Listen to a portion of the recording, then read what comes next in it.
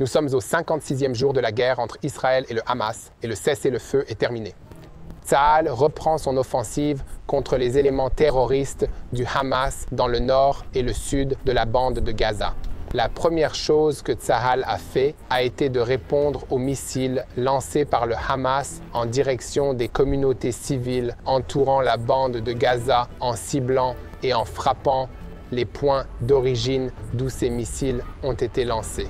En outre, Tsahal mobilise de grandes quantités de chars, de D9, d'autres véhicules de génie et d'unités d'infanterie dans la bande de Gaza dans le cadre de leurs préparatifs en vue d'une offensive contre le sud de la bande de Gaza. Tsahal a investi beaucoup de ressources afin de communiquer aux civils de Gaza que Tsahal prépare une attaque contre des endroits spécifiques de la bande de Gaza, les exhortant à se déplacer vers des zones sûres afin d'éviter que des civils ne soient blessés lors de cette attaque contre une organisation terroriste. Tsahal a planifié cette invasion et ce processus de poursuite de la lutte contre le Hamas dans la partie sud de la bande de Gaza une fois le cessez-le-feu terminé. Israël connaissait cette étape et s'y était préparé. L'objectif est de reprendre notre offensive contre le Hamas et de détruire son contrôle sur Gaza. Ce cessez-le-feu était temporaire. Nous voulions libérer nos otages. C'est toujours notre objectif. Mais la mission est de détruire le Hamas. Et c'est ce que fait Tsahal. Jusqu'à présent, depuis que le cessez-le-feu a été violé par le Hamas, 29 terroristes du Hamas ont été déclarés neutralisés par l'organisation terroriste du Hamas. Le chef adjoint du Hamas, Khalil El-Khaya, a déclaré que l'organisation tentait de localiser et de libérer d'autres otages dans la bande de Gaza. Par ailleurs, le Qatar affirme que l'accord de cesser-le-feu et les négociations se poursuivent en coulisses. Mais ce n'est pas ce que nous voyons sur le terrain. Israël a affirmé qu'au cours de la nuit, 7 unités terroristes du Hamas ont tenté de mener des attaques contre les forces de Tsahal avant que le cessez-le-feu ne soit rompu. La guerre se poursuit. Sur le front nord d'Israël contre le Hezbollah au Liban, l'organisation terroriste libanaise a publié un communiqué affirmant qu'elle était prête à faire face à n'importe quel scénario dans la bataille contre Israël. Les combats se poursuivent dans le nord et les unités d'artillerie de Tsahal ont pris pour cible les positions du Hezbollah le long de la frontière israélo-libanaise. En Judée et Samarie, en Cisjordanie, Tsahal a mené une opération visant à arrêter 15 terroristes palestiniens qui tentaient de planifier et de mener des attaques terroristes contre des Israéliens au cœur d'Israël. Les forces ont réussi à capturer les terroristes et les troupes israéliennes n'ont pas été blessées malgré les engins explosifs qui leur ont été lancés. Dans un autre incident, 5 soldats israéliens ont été blessés par l'explosion d'un mortier à côté d'eux. Je pense que c'est le bon moment pour prier pour les soldats israéliens. La majorité de ceux qui se battent dans la bande de Gaza ont entre 18 et 21 ans. Ils sortent tout juste du lycée. Ils risquent leur vie jour et nuit pour que moi, ma famille et mes enfants ayons un meilleur avenir sur cette terre. Et ils risquent leur vie pour que cette organisation meure ici, dans cette bataille, avant qu'elle ne s'étende au reste du monde. Joignez-vous donc à nous dans la prière pour que les soldats de l'armée israélienne guérissent et pour que ceux qui se trouvent à l'intérieur de la bande de Gaza soient protégés et qu'ils sentent que Dieu est avec eux. Plus important encore, prions pour la paix de Jérusalem. Nous savons que Dieu est avec nous et que nous gagnerons cette guerre. Amen. C'est le 56e jour de la guerre entre Israël et Gaza et le cessez-le-feu entre Israël et l'organisation terroriste palestinienne Hamas est terminé. Je suis Yair Pinto, en direct d'Israël. Les combats se poursuivent dans toute la bande de Gaza après que le Hamas ait violé le cessez-le-feu ce matin en refusant de remettre la liste des noms des otages israéliens qui devaient être rendus à leurs proches aujourd'hui en échange d'une trentaine de prisonniers palestiniens. L'armée israélienne était préparée à ce scénario et s'est engagée dans une guerre totale contre le Hamas dans la bande de Gaza. Au cours des 10 derniers jours, l'armée israélienne a préparé, réévalué, planifié et renforcé ses unités afin de poursuivre sa mission de destruction du Hamas dans la bande de Gaza. Jusqu'à présent, Israël a pris le contrôle de la partie nord de la bande de Gaza et l'invasion va maintenant se concentrer sur le sud de la bande de Gaza. C'est très compliqué, car l'enclave palestinienne compte près de 2 millions de civils palestiniens.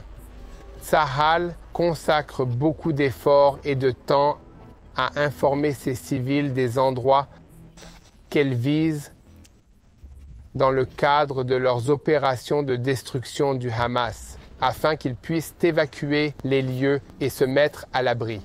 Tsahal le fait en les appelant personnellement et en lançant des tracts au-dessus de la bande de Gaza.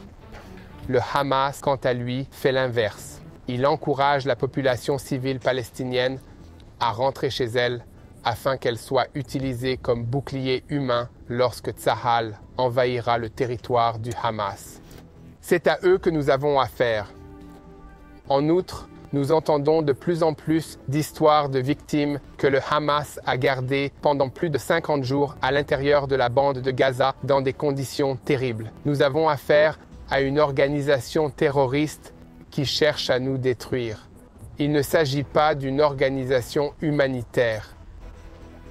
Il ne s'agit pas d'un pays normal ou d'un groupe qui respecte des règles. Ne vous laissez pas abuser par leurs vidéos qui montrent nos otages souriant et faisant des signes de la main. Il s'agit d'une manipulation mentale. Ils utilisent des mensonges pour faire croire à la communauté internationale qu'ils sont une armée légitime qui représente le peuple palestinien. Ils prennent le peuple palestinien en otage, tout comme ils retiennent les civils israéliens en otage. D'ailleurs, Israël a plus de 150 otages dans la bande de Gaza et nous nous battons pour les libérer. Hier, avant la fin du cessez-le-feu, le Hamas a libéré 6 autres otages israéliens et les a ramenés chez eux. Voici leurs noms. Aïcha El-Zianda, 17 ans. Son frère Bilal, 18 ans. Nili Margalit, 14 ans. Shani Goren, 29 ans. Ilana Gradzewski, 30 ans. Et Sapir Cohen, 29 ans.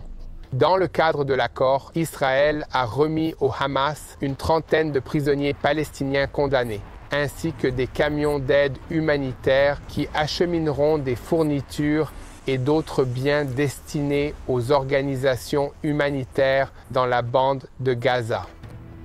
Israël respecte sa part de l'accord alors que le Hamas a violé le cessez-le-feu. En outre, le Hamas poursuit ses manipulations à l'encontre du public civil israélien en publiant une nouvelle vidéo dans laquelle il annonce la terrible nouvelle à Yarden Bivz, un mari qui a été fait prisonnier dans la bande de Gaza le 7 octobre avec sa femme et ses 2 petits-enfants. Ils lui ont dit que sa femme et ses 2 enfants étaient morts en accusant Israël et en le forçant à lire un script que nous ne partagerons pas avec vous aujourd'hui parce que nous ne voulons pas prendre part à leur manipulation contre Israël. Veuillez prier pour lui et pour les autres victimes qui ont été enlevées le 7 octobre dans la bande de Gaza. Israël est uni et nous ne nous arrêterons pas tant que nous n'aurons pas ramené nos otages chez eux.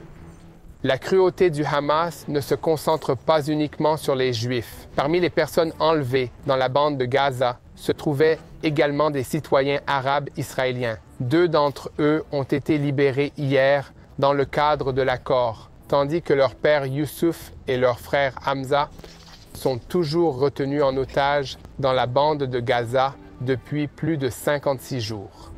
Le ministre israélien de la Défense, Yoav Gallant, a souligné depuis la base aérienne située à l'intérieur d'Israël que les forces de défense israéliennes étaient prêtes et devaient agir vigoureusement et avec force aujourd'hui, demain et le jour suivant afin de détruire le Hamas, déclarant que les forces de défense israéliennes étaient prêtes.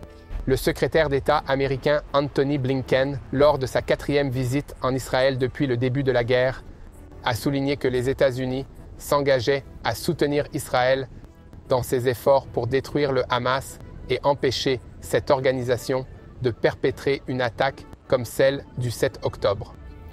En outre, le secrétaire d'État américain a déclaré que son pays soutenait Israël dans son objectif de remplacer le Hamas à la tête de la bande de Gaza. Nous avons affaire à un ennemi terrible avec lequel il est impossible de raisonner, de parler et d'envisager un avenir meilleur. Nous devons rester unis dans notre objectif de détruire le Hamas en Israël avant qu'il ne s'étende au reste du monde. Et pour une raison quelconque, les gens à travers le monde ne comprennent pas qu'Israël combat un mal.